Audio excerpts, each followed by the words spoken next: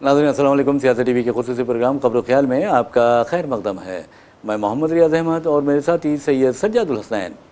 बहरहाल नाज़रीन, जहाँ तक खबरों का सवाल है, आप अच्छी तरह जानते हैं कि हम अपने हर प्रोग्राम में रोज़नामा सियासत के सफ़े आखिर पर शाये होने वाली हदीस मुबारक को आपके सामने पेश करने की कोशिश कर रहे हैं और रमज़ान मुबारक की मुनासिबत से हम ये हदीस मुबारक आपके सामने पेश करते हैं। तो बहरहाल आज रोज़नामा सियासत के सफ़े आखिर पर जो हदीस मुबारक शाई हुई है उसका मफ़हूम ये है कि रोज़ेदार के लिए इफ्तार का एहतमाम अगर कोई करता है तो उसका अल्लाह ताला रोज़ेदार का सवाब अता करता है, रोज़े का सवाब अता करता है और रोज़ेदार की जो सवाब में कोई कमी नहीं आती। तो आप देखिए कि जो इफ्तार करवाते हैं, दावत इफ्तार का एहतमाम करते हैं, उनके लिए बहुत अच्छी बात है, लेकिन याद रखिए कि पैसा जो है वो हलाल का होना चाहिए, क्योंकि जो लोग रोज़ा खोलते हैं उन्हें ये देखना चाहिए, या इफ्तार करते हैं उन्हें ये देखना चाहिए कि किसने उन्हें दावत दी है। ख़ासतौर पर इफ्तार की जो दावत दी जाती है तो बहुत सोच समझ कर उसमें शिरकत करनी चाहिए, क्योंकि आप नहीं जानते कि किसका पैसा कैसा हो, हलाल है या हराम है,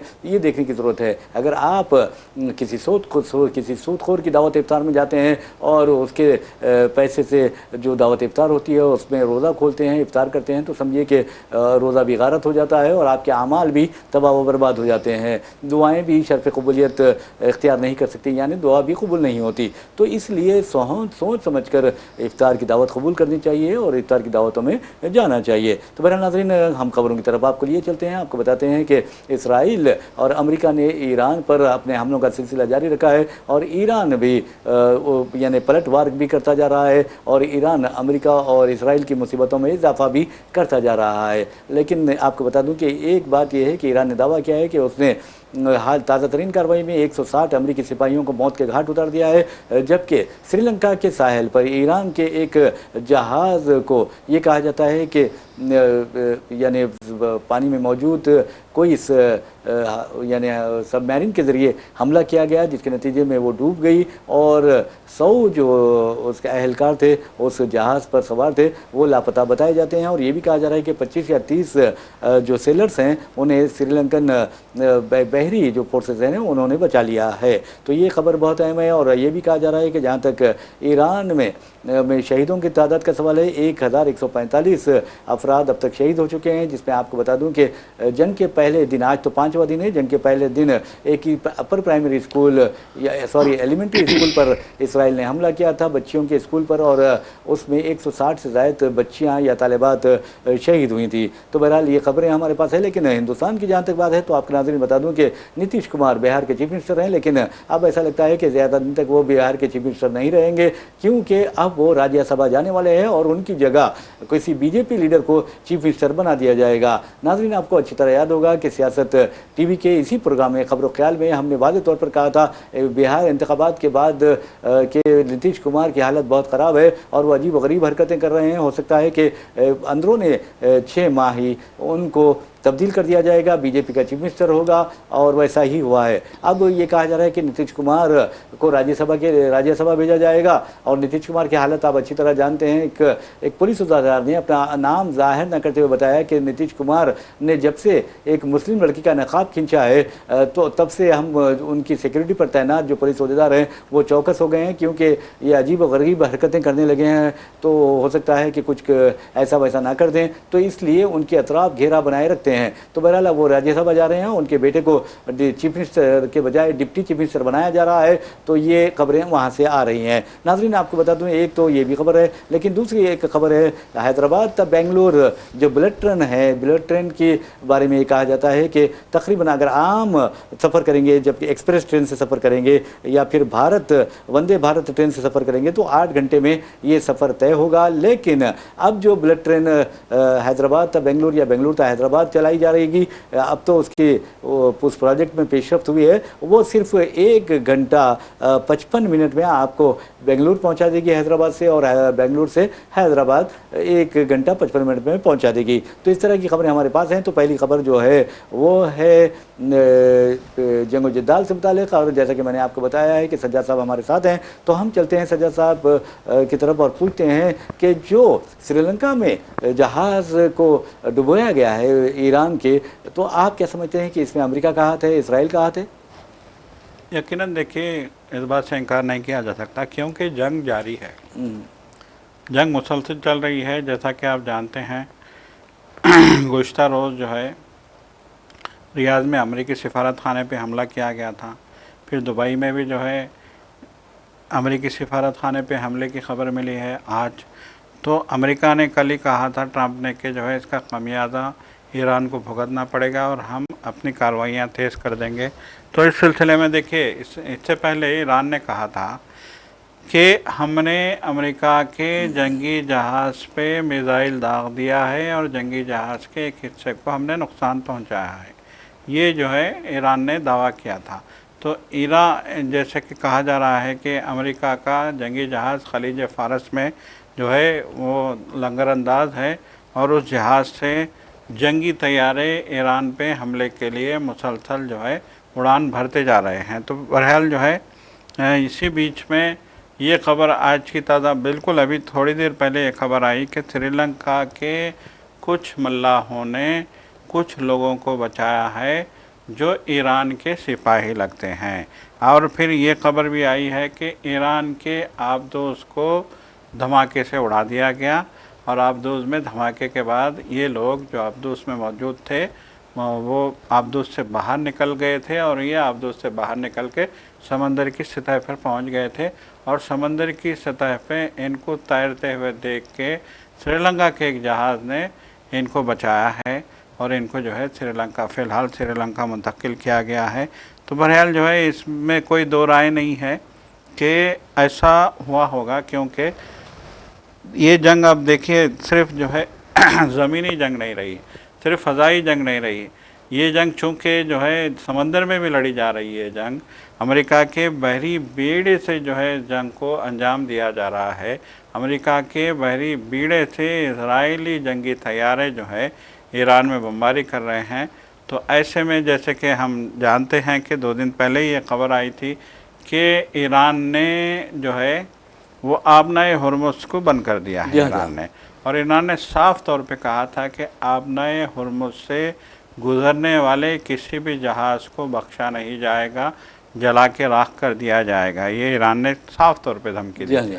धमकी देने के बाद ये कहा गया था कि अब ये जंग फ़ज़ा से समंदर बहरी इलाक़ों में भी जो है फैल गई है और ये जंग अब बहरी इलाक़ों में भी जो है वसअत इख्तियार कर रही है। और इसी खबर के बीच में एक खबर आई थी कि ईरान के एक मिसाइल ने अमेरिका के बहरी बेड़े को नुकसान पहुंचाया है और अमेरिका के बहरी बेड़े पे ईरान ने एक मिसाइल दागा है, इस तरह की खबर आई थी। तो उस खबर के बाद यकीनन जो है जवाबी हमले में अमेरिका ने देखा होगा कि एक जो है ईरान की आबदोज़ गहरे पानियों में गुज़र रही है, या हो सकता है वो अमेरिका के बहरी बेड़े को टारगेट करने की कोशिश कर रही हो। तो अमेरिका ने जब देखा कि ये जो है अमेरिका के बहरी बेड़े को टारगेट करने की कोशिश कर रही है तो उन्होंने इस पे जो है हमला कर दिया, जिसके नतीजे में ज़ाहिर सी बात है आबदोज़ जो होती है वो पानी के बहुत गहरी, सबमरीन उसको कहा जाता है, और पानी की गहराई में, बल्कि सतह समंदर पे नहीं बल्कि समंदर की गहराई में, समंदर की तह में ये जो है सफ़र करती है। ये वहाँ पे आबदोज़ें समंदर की तह में जो है लंगरअंदाज की जाती हैं, वहाँ से निगरानी का काम करती हैं आबदोज़ें। समंदरी रास्तों की निगरानी के लिए आबदोज़ें पानी के अंदर जो है भेजी जाती हैं। तो बहरहाल जो है अमेरिका ने आबदोज़ का जो है पता लगाया और उसको जब ये मालूम हुआ कि ईरान की है तो उसने उस पर निशाना साध दिया। आजकल जो है एडवांस टेक्नोलॉजी में ऐसे मिसाइल भी जो है अब तैयार हो गए हैं जो पानी के अंदर भी जो है पानी के अंदर, ज़ेरे समंदर के अंदर भी जो है ये निशाना लगा सकते हैं ये मिसाइल। तो ज़ाहिरी बात है कि आबदोज़ों को निशाना लगाने के लिए इस तरह के मिसाइल तैयार किए गए हैं। तो बहरहाल इस मिसाइल ने ईरान के आबदोज़ को निशाना बनाया, ईरान की आबदोज़ तबाह हुई और फिर उस आबदोज़ में से जो मौजूद थे, बहुत सारे जो है सिपाही मौजूद थे, उनमें से कई, ज़ाहिर बात है देखिए, आबदूज में उन्हीं लोगों को भेजा जाता है जो माहिर तैराक होते हैं, समंदर में तैरने का उनको तजुर्बा होता है, और समंदर के अंदर जो है गोता लगाने का, गोताखोर आमतौर पे ये गोताखोर होते हैं, और समंदर के गहरे पानियों में गोते का इनको तजर्बा होता है। तो ऐसे में जैसे आबदूस पे हमला हुआ, आबदूस में मौजूद इन सिपाहियों ने जो है आबदूस के दरवाज़े खोल के पानी में जो है छलांग लगा दी, और फिर उसके बाद ये सतह समंदर पे पहुंच गए थे।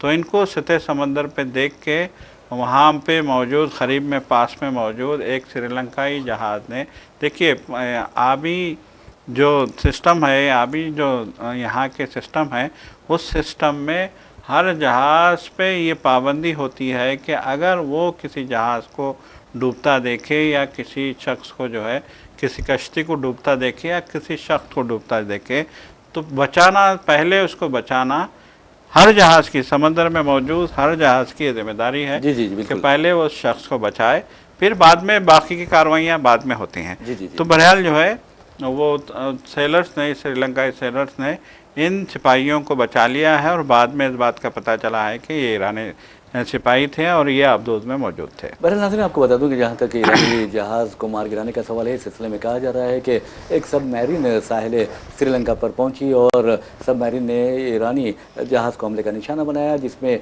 101 जो सेलर से मल्लाह थे वो तो लापता हैं, और 78 मल्लाहों के बारे में कहा जा रहा है कि वो शदीद ज़ख्मी हुए हैं, जिनमें से 35 या 36 की हालत बहुत ख़राब है। श्रीलंका के जो कोस्ट गार्ड है या साहिली गार्ड से, उनका कहना है कि कई लाशें भी बरामद हुई हैं, कई सेलर्स की, ईरानी सेलर्स की लाशें बरामद हुई है। लेकिन आपको ये जानकर हैरत होगी कि इस जहाज़ को तबाह करने में क्या इलाके के मुल्कों का हाथ नहीं है, ये सोचा जा रहा है, क्योंकि आपको बता दूं कि ईरान का ये जो जहाज़ था उसका नाम है एरिस, IRIS एरिस डेना नाम है, और ये आंध्र प्रदेश के विशाखापट्टनम में मिलन 2026 यानी मल्टीनेशनल जो मश्क थी, बहरी मश्क थी, उसमें हिस्सा लेने के लिए आई हुई थी। तो आप बता दूं कि आंध्र प्रदेश, हिंदुस्तान की रियासत आंध्र प्रदेश, जनूबी रियासत है, आंध्र प्रदेश के विशाखापट्टनम में ये बहरी मश्क में हिस्सा लेने के लिए आई हुई थी, और जंग से पहले आई हुई थी, जंग शुरू होने से पहले। उसके बाद ये जब रवाना हो रही थी, तो इसका मतलब ये है कि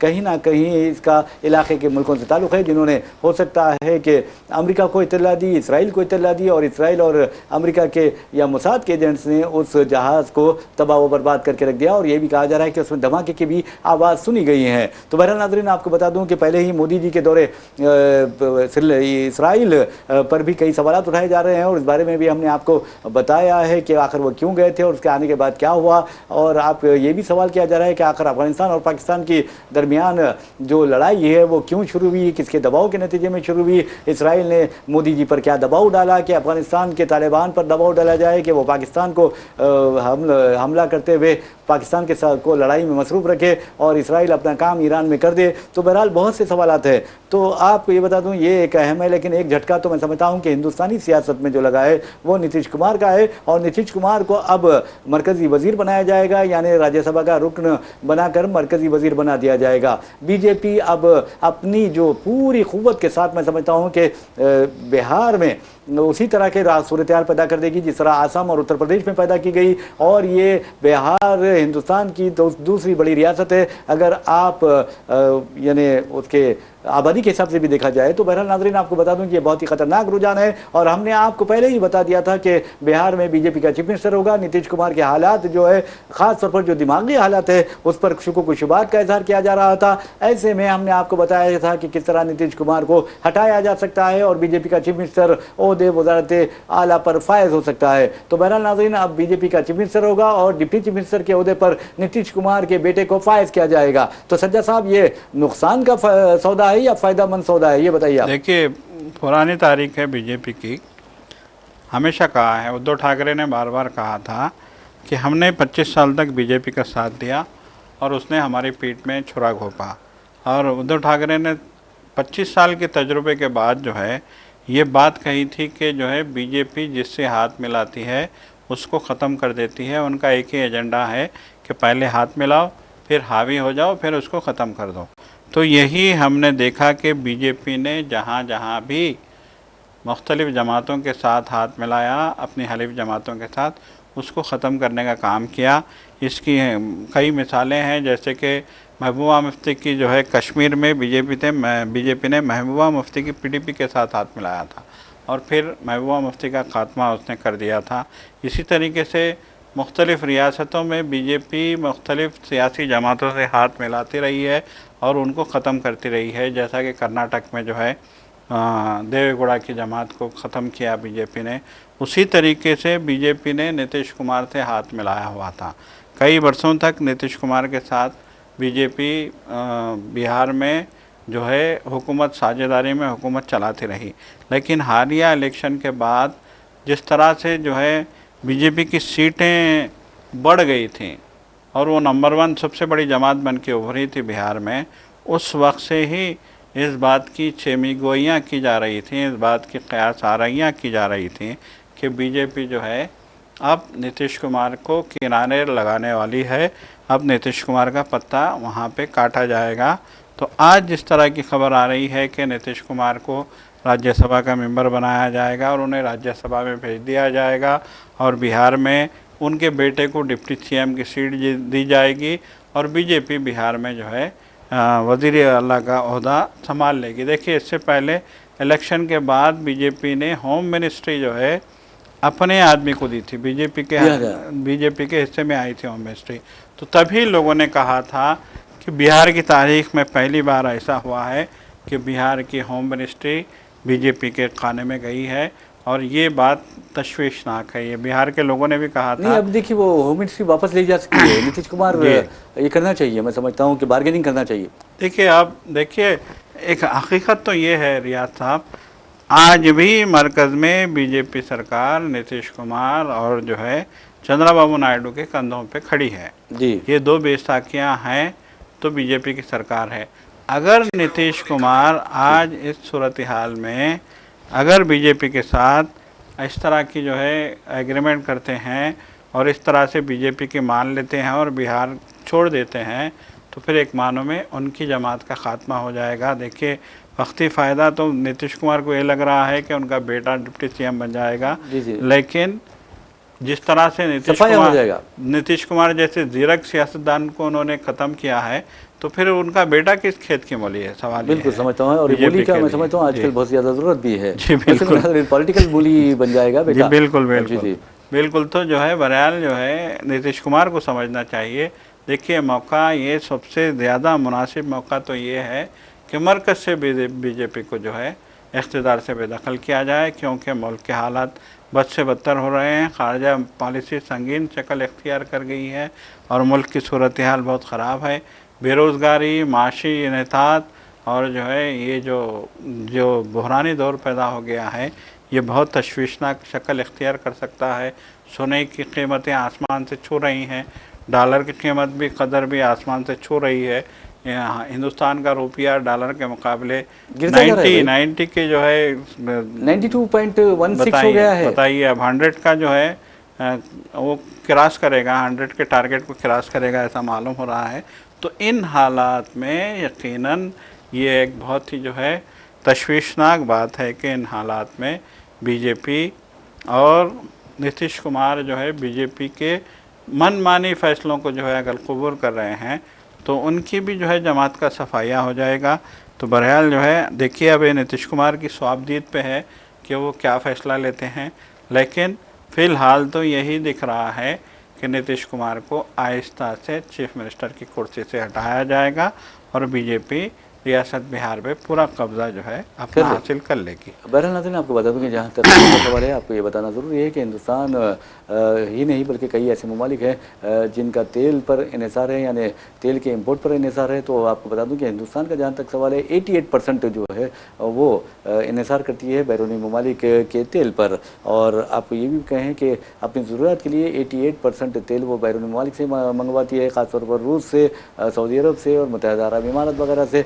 कुदरती गैस भी खरीदती है। तो कहने का मतलब ये है कि अब हिंदुस्तान में जो बाज़ खबररसां एजेंसियाँ जो हैं, न्यूज़ एजेंसीज़ है, उनके हवाले से बताया जा रहा है कि 25 दिन का पेट्रोल बाकी रह गया है। अब इसके बाद हुकूमत हिंद क्या करती है, देखने वाली बात है। वैसे भी अमेरिका के दबाव में आकर हिंदुस्तान ने रूस से तेल की खरीदी तकरीबन रोक दी है। अब ये कहा जा रहा है कि रूस से तेल खरीदेगा हिंदुस्तान। अब अमेरिका कैसे इजाज़त देगा, ये सोचने वाली बात है, ये सोचने और समझने वाली बात है। और एक अहम बात आपको बता दूं कि जहाँ तक हिंदुस्तान का सवाल है, यूं मियाँ हिंदुस्तान तकरीबन 5.05 से लेकर 5.6 मिलियन बैरल क्रूड ऑयल इस्तेमाल करता है हिंदुस्तान। और अगर पेट्रोल या दूसरे डीजल वगैरह या तेल के इस्तेमाल के बारे में देखें तो हिंदुस्तान दुनिया का तीसरा सबसे बड़ा मुल्क है जो तेल इस्तेमाल करता है, ज़्यादा इस्तेमाल करता है। तो ये जो चीज़ें हैं, लेकिन अब आपको बता दूं कि हिंदुस्तान पर ये दबाव बढ़ता जा रहा है कि आप इस तरह के मौजूदा हालात में क्या करेंगे, जबकि यहाँ पर तेल की किल्लत पैदा हो जाएगी। और अब वज़ीर-ए-आज़म नरेंद्र मोदी 8 बजे देखे कभी भी आ सकते हैं, नमूदार हो सकते हैं और टीवी पर आएंगे, कहेंगे भाइयों बहनों, फिर अब आप देखेंगे कि किस तरह की वो बातें करते हैं। पेट्रोल की कीमत में इजाफा हो जाएगा, फिर भाइयों बहनों को तबाह कर दिया जाएगा, भाइयों बहनों की कमर तोड़ दी जाएगी, भाइयों बहनों को आप देखेंगे महंगाई के बोझ तले दबा दिया जाएगा और फिर खामोशी से मुस्कुराते हुए वो वहाँ से निकल जाएंगे, अपना खिताब ख़त्म कर देंगे। तो बहरहाल अब वो कब आते हैं, 8 बजे शाम में आकर। इससे पहले भी आपने देखा कि लॉकडाउन 8 बजे आकर उन्होंने कहा था, फिर उसके बाद नोटबंदी का भी खतरनाक फैसला उन्होंने 8 बजे सुनाया। जब भी वो रात में आते हैं तो लोगों को डर होने लगता है कि बेचारा क्या लेकर आया होगा। तो मेरा नाज़रीन आपको बता दूं कि अब तेल की कीमतों में इजाफा होने वाला है। और आप अंदाज़ा कीजिए कि वज़ीर-ए-आज़म नरेंद्र मोदी जब ओहदे चीफ मिनिस्ट्री पर फायद थे गुजरात के डॉक्टर मनमोहन सिंह के दौर में डॉलर के मुकाबले में हिंदुस्तानी रुपया 64 रुपये हुआ करता था। और वो उस वक्त बीजेपी कायदीन वो चीखा करते थे, वज़ीर-ए-आज़म भी चीख रहे थे, चिल्ला रहे थे और कह रहे थे हमारी हुकूमत आएगी तो हिंदुस्तानी रुपया मजबूत हो जाएगा, डॉलर कमज़ोर हो जाएगा, हम बर्दाश्त नहीं कर सकते। मोदी हुकूमत यानी योगी डॉक्टर मनमोहन सिंह की हुकूमत को बर्दाश्त नहीं किया जाएगा। और आज देखिए 92.16% वो हो गया है रुपये की कदर, यानी डॉलर के मुकाबले में $1 के बराबर हो गया है 92 रुपये 16 पैसे। तो अब कौन है जो हिम्मत करेगा कि मोदी हुकूमत के खिलाफ बात करे और मोदी हुकूमत को बर्खास्त करने की बात करे, मोदी हुकूमत को हटाने की बात करे। आप अंदाजा कीजिए कि सबके मुंह पे ताले हैं, क्योंकि अगर ये मुंह खोलेंगे तो फिर उन्हें ब्लैकमेल किया जाएगा, उन्हें कानून से डराया जाएगा, उन्हें अदालतों के जरिए फंसाया जाएगा, पुलिस के जरिए फंसाया जाएगा, उन्हें ईडी के जरिए फंसाया जाएगा। खुद शरद पवार ने कहा कि 10 मरकजी एजेंसीज ऐसी हैं जिसके जरिए लोगों को ब्लैकमेल किया जाता है, फंसाया जाता है, उनका गलत इस्तेमाल किया जा रहा है। तो आप अंदाजा कीजिए 92.16 रुपये जो है वो $1 के बराबर हो गए हैं। तो किसी में हिम्मत नहीं है कि मोदी हुकूमत को बेनकाब करे। ये बिल्कुल देखिए, ये बहुत मजबूत है मोदी हुकूमत। देखिए बहुत अफसोस की बात तो ये है कि इतना सब कुछ गलत हो रहा है, बेरोज़गारी इंतहा को पहुंच गई, माशी बहरान जो है अपनी जगह बदतरीन शक्ल इख्तियार कर गया, महंगाई इंतहाई संगीन शक्ल इख्तियार कर चुकी है। जो चीज़ 50 रुपये की थी आज 100 रुपये की हो गई है, दालें महंगी हो गई हैं, चावल महंगे हो गए हैं, गेहूँ महंगा हो गया है, रोटी महंगी हो गई है, तेल महंगा हो गया है। मतलब एक ही अशियाए खुर्दनोश को जो है इतना महंगा कर दिया गया है। दूध की कीमत 100 रुपये हो गई है 1 लीटर। आप अंदाज़ा लगाइए कि किस तरीके से माशी तौर पे इस मुल्क के अवाम की कमर तोड़ दी गई है। उसके बावजूद आज जो है वज़ीर-ए-आज़म मोदी गद्दी पे विराजमान है। और अफसोस का मकाम तो ये है कि लोग अवाम उफ़ तक नहीं करते। तो ये बहुत हैरतनाक बात है, ये बहुत हैरत अंगेज़ बात, बहुत ही अफसोस की बात है। बहरहाल नाज़रीन एक और ख़बर की जानिब लिए चलते हैं और आपको बताते हैं कि किस तरह जो टेक्नोलॉजी ड्राइवन सिटीज़ है, और आप टेक्नोलॉजी ड्राइवन सिटीज़ का नाम सुनकर यकीनन जान गए होंगे कि हम बात कर रहे हैं बेंगलुरु और हैदराबाद की। बेंगलुरु कभी वैली के यानी आप देखेंगे वादी सिलिकॉन हुआ करता था, सिलिकॉन वैली हुआ करता था, लेकिन अब हैदराबाद सिलिकॉन वैली में तब्दील हो गया है। तो बहरहाल आपको बता देंगे बेंगलुरु और हैदराबाद का जो फासला है वो 626 किलोमीटर है। और 626 किलोमीटर का फासला तय करने के लिए चाहे वंदे मातरम एक्सप्रेस हो, वंदे भारत एक्सप्रेस हो या फिर दूसरी एक्सप्रेस ट्रेन हो, वो 8 घंटे ज़रूर लेती है। और आपको ये बता दें, लेकिन अब जो है बेंगलुरु से हैदराबाद जो ट्रेन पहुंचेगी, यानी बुलेट ट्रेन की मैं बात कर रहा हूं, अभी तक इस प्रोजेक्ट पर काम तो शुरू नहीं हुआ, लेकिन पेशरफ्त हुई है और मरकजी टीम ने दौरा भी किया है कर्नाटक का। तो बहरहाल आपको ये बता दें कि सेंट्रल रेलवे टीम ने कर्नाटक का दौरा किया और ख़ास तौर पर इंफ्रास्ट्रक्चर डेवलपमेंट डिपार्टमेंट के अहदेदारों से बातचीत की है। आपको ये बताना ज़रूरी है कि अब ये जो 626 किलोमीटर का फासला है सिर्फ 1 घंटा 55 मिनट में पूरा होता है, तय किया जाएगा। यानी बुलेट ट्रेन जब आएगी तो 8 घंटे इंतज़ार नहीं करना पड़ेगा, 2 घंटे में आप हैदराबाद से बेंगलोर, बेंगलोर से हैदराबाद पहुंच जाएंगे। जिससे आपको बता दूं कि ना सिर्फ टेक्नोलॉजी से जुड़े लोग फ़ायदा उठा सकेंगे बल्कि जो बिजनेसमैन है, जो ताजिर है, उनका भी ज़बरदस्त फ़ायदा होगा। तो नाज़रीन, इस ट्रेन की रफ्तार जो बताई गई है, स्पीड जो बताई गई है, वो है 350 किलोमीटर फी घंटा जो रफ्तार होगी इसकी 350 किलोमीटर फी घंटा रफ्तार होगी। तो बहुत बड़ी अच्छी खबर है ये रियासत तेलंगाना के लिए और मैं समझता हूँ कि रियासत कर्नाटक के लिए। और वैसे भी नाज़रीन, जहाँ तक मैंने बात बताई है आपको, ये चीज़ें जो है वो तरक्की की राह में रुकावट नहीं बनती बल्कि तरक्की के अमल को आगे बढ़ाती हैं। तो बहरहाल एक और ख़बर की जानिब हम चलते हैं। इस खबर का ताल्लुक़ आपको बता दूँ कि ईरान से है और ईरान के जो रूहानी रहनुमा है, ईरान के रहबर आला आयतुल्लाह अली ख़ामनेई से मुताल्लिक़ खबर है। और आप अच्छी तरह जानते हैं कि वो और उनके साथी इसराइली हमले में और अमेरिकी हमले में शहीद हो गए थे। अब पता चला है कि आज उनकी यानी नमाज जनाजा अदा की जानी थी, तजीज़ व तकफ़ीन का अमल होने वाला था, लेकिन नमाज जनाजा व जुलूस जनाजा मुलतवी कर दिया गया है। पता नहीं कब ये यानी नमाज जनाजा अदा की जाएगी, मालूम नहीं है। तो सज्जा साहब, आप देखेंगे कि एक तरफ ये कहा जा रहा है कि अमेरिका, ख़ासतौर पर इसराइल, इस जंग को ज़्यादा तवील बनाना चाहता है और ख़ुद सऊदी अरब को भी इस जंग में उतारना चाहता है, क्योंकि अमेरिका और इसराइल को अच्छी तरह अंदाज़ा हो गया है कि उनको माली तौर पर ज़बरदस्त नुकसान हो रहा है। ऐसे में सऊदी अरब को मैदान में उतार कर वो अपना उल्लू सीधा कर सकते हैं। सीधी बात है, गल्फ़ कंट्रीज़ को तो सिर्फ इस्तेमाल किया गया है, उनकी दौलत को लूटा गया है, बेदर्दी से लूटा गया है, उनको अय्याशी के जो है अय्याशी का आदी बना के उनको ग़ुलाम बना लिया गया है। जो भी सरबराहान है उनकी बहुत अफसोस होता है कि चाहे दुबई हो, चाहे जो है बहरीन हो, चाहे कतर हो, चाहे कुवैत हो, चाहे सऊदी हो। देखिए, अभी खबरें ये आई हैं कि सऊदी अरब में अमेरिकी सिफारत खाने को जो है निशाना बनाया गया। सऊदी अरब में जो है तेल के, आरामको की कंपनी के तेल के साफ़ करने वाले जो तनसीबात थी, तेल साफ़ करने वाली जो फैक्ट्रियाँ थीं, उनको तबाह ताराज किया गया है। जैसा मैं रुकना चाहूँगा मैं आपको, आपने बहुत अच्छी बात कही है कि सऊदी अरब में कई यानी तेल के कुओं को निशाना बनाया जा रहा है, सिफारत खाने पर हमला किया जा रहा है और बहुत से हमले हो रहे हैं। और इसको कहा यह जा रहा है, खुद एक अमरीकी तजिया निगार ने और एक जहदकार ने वाज़ेह तौर पर कहा है कि सऊदी अरब में और क़तर में वहाँ के हुकाम ने बम धमाके करने की तैयारी करने वाले, हमले करने की तैयारी करने वाले मोसाद के एजेंट्स को गिरफ्तार किया है। और ये कहा जा रहा है कि ईरान ने वाज़ेह तौर पर कहा है कि हमने सऊदी अरब के तेल के कुएँ पर कोई हमला नहीं किया, ये मोसाद की कार्रवाई है, इसराइल की कार्रवाई है। जी बिल्कुल, यकीनन। देखिए, ये साफ सी बात है कि अमेरिका चाहता है, अब देखिए, इजराइल गज़ा की जंग में 2 साल तक उलझा रहा, वो फ़कीर हो गया है। अमेरिका भी आलमी माशी बहरान के नतीजे में अब इस काबिल ही नहीं रहा और यूक्रेन की जंग ने उसको खलाश करके रख दिया है। तो अब उन्होंने ऐसी सूरत हाल में ईरान पे जंग मुसल्लत की है और ये जंग तवील होती जा रही है और ये तवालत जो है उनको बौखलाहट का शिकार कर रही है। तो ऐसे में उनको यही लग रहा है कि किसी तरीके से सऊदी अरब और कतर जैसे दौलतमंद मुल्कों को जो है इस जंग में घसीटा जाए और उनकी दौलत का बेजा इस्तेमाल किया जाए और उनके पैसे की बुनियाद पे ये जंग लड़ी जाए। अमेरिका का हमेशा से यही रहा है कि वो अपनी सरजमीन पे जंग नहीं लड़ता, वो दूसरों की सरजमीन पे जंग लड़ता है और दूसरों के पैसे से जंग लड़ता है। ये अमेरिका की तारीख़ है। तो अफसोस की बात यह है कि आज भी यही तारीख़ दोहराई जा रही है।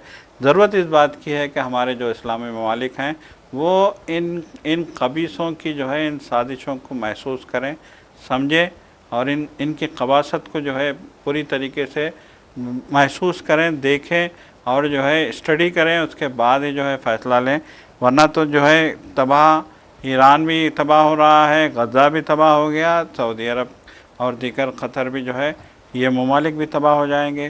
देखिए, हिजाज़ मुक़द्दस तो अल्लाह की जो है वहाँ पे रहमत बरसती है, वो खुदा की जो है हिफाजत में। देखिए, खाने काबा के हवाले से तो तारीख़ गवाह है कि तारीख़ में जब खाने काबे पे जो है हमले हुए हैं तब अल्लाह ने अपने घर की हिफाजत की है। तो खाने काबा की हिफाजत तो अल्लाह के ज़िम्मे है, उसकी किसी को फ़िक्र नहीं है। आलम इस्लाम को जो है उसकी फ़िक्र करने की ज़रूरत नहीं है। लेकिन सऊदी अरब की जो ममलिकत है वो तबाह हो सकती है, कतर की जो ममलिकत है वो तबाह हो सकती है, दुबई की जो ममलिकत है वो तबाह हो सकती है। इस पे उन लोगों को गौर करने की ज़रूरत है। बिल्कुल आपने सही कहा। वैसे भी नाज़रीन आपको बता दूं कि जहाँ तक सऊदी अरब का सवाल है, इस सिलसिले में ये कहा जा रहा है कि सऊदी अरब को मैदान में उतारने की पूरी कोशिशें, साजिशें रची जा रही है इसराइल और अमेरिका की जानिब से। अब देखना है कि सऊदी अरब किस तरह के एहतियात बरतता है। वैसे भी आपको बता दूं कि आसिफ जाही दौरे हुक्मरानी का अगर हम जायज़ा लेते हैं सज्जाद साहब, तो अब देखेंगे कि अंग्रेज़ों ने आसिफ जाही हुक्मरानों को बेवकूफ़ बनाया, या आसिफ जाही हुक्मरानों ने अंग्रेज़ों को बेवकूफ़ बनाया, ये भी एक सोचने वाली बात है। इसलिए कि अपने मफादात के लिए कोई भी कुछ भी कर सकता है, और अंग्रेज़ों ने दबाव डाला फ्रांस से बचाने के और टीपू सुल्तान से बचाने, मराठों से बचाने के लिए, और निज़ाम को लूटते रहे। तो उसी तरह का ये सिस्टम जो है आप देखेंगे कि अमेरिका और इसराइल वहाँ पर ये कर रहे हैं, और मुस्लिम ममालिक को निशाना बनाने की कोशिश कर रहे हैं, और अपना जो खर्च है, अपना जो नुकसान है, उसकी पाबजाई सऊदी अरब से, मुत्तहिदा अरब इमारात से, क़तर से, और बहरीन से, ओमान से, और मिस्र से, इससे निकालेंगे लोग, मैं समझता हूँ। वैसे मिस्र तो मैं समझता हूँ कि कोई मदद करने के काबिल भी नहीं है।